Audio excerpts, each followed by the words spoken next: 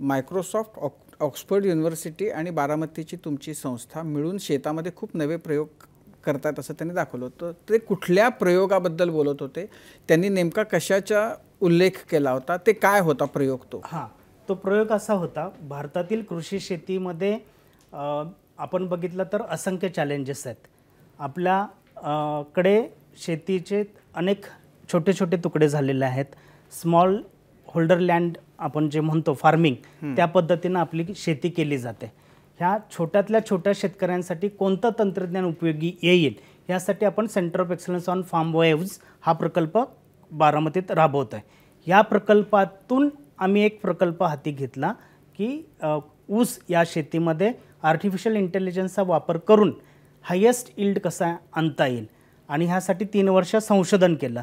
ह्या संशोधनाचे रिझल्ट आल्यानंतर 200 प्राथमिक शेतकऱ्यांच्या शेतावर ट्रायल घेतल्यानंतर तोही सक्सेस खूप चांगला आला आणि मायक्रोसॉफ्टच्या सत्य नडेलांच्या निर्देशाखाली 16 जणांची टीम बारामतीमध्ये आली. प्रोजेक्ट इव्हॅल्युएशन केलं, प्रोजेक्टचं असेसमेंट केलं. असेसमेंट केल्यावर त्यांच्या लक्षात आलं की खूप इनोव्हेटिव्ह काम हे जगासमोर आलेलं आहे आणि छोट्यातल्या छोट्या शेतकऱ्यांसाठी आर्टिफिशियल इंटेलिजन्सचा वापर कशा पद्धतीनं करता येईल ह्याचं संशोधन बारामतीमध्ये झालं आहे. आपल्याला हे जगासमोर आणावं लागेल. या हेतूनं सत्य नडेलांनी जेव्हा आम्हाला संधी दिली, म्हणजे वेगवेगळ्या क्षेत्रात मायक्रोसॉफ्ट काम करतं, हेल्थमध्ये काम करतं, इंडस्ट्रीमध्ये काम करतं, मॅन्युफॅक्चरिंगमध्ये काम करतं, ॲग्रिकल्चर हा एक डोमेन आहे आणि 6 जणांना ती टेक्नॉलॉजी शोकेस करायला दिल्लीला निमंत्रण दिलं गेलं. मी जेव्हा हे प्रेझेंटेशन माझ्या सहकाऱ्यांसोबत दिल्लीमध्ये सत्य नडेलांना दिलं, अतिशय भारतातील शेतकऱ्यांसाठी असणारे चॅलेंजेस ह्याच्यावर भर दिला.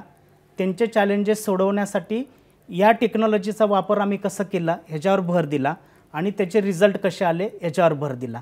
आणि या केसची त्यांनी शोकेसची संशोधनाची गंभीर दखल घेऊन जेव्हा त्यांनी जगाला संबोधित केलं, 6ही सेक्टरमध्ये जे अचिव्हमेंट आल्या त्या वेगळ्या ठेवल्या, परंतु ॲग्रिकल्चर डेव्हलपमेंट ट्रस्टचा हा प्रकल्प हा त्यांनी खूप अधोरेखित केला आणि जगासमोर हा मांडला. स्वतः ते ट्विट केल्यानंतर जगातील सर्वात श्रीमंत आणि यामध्ये इंटरेस्टेड असणारे व्यक्ती इलॉन मस्क त्यांनी ते रिट्विट केलं.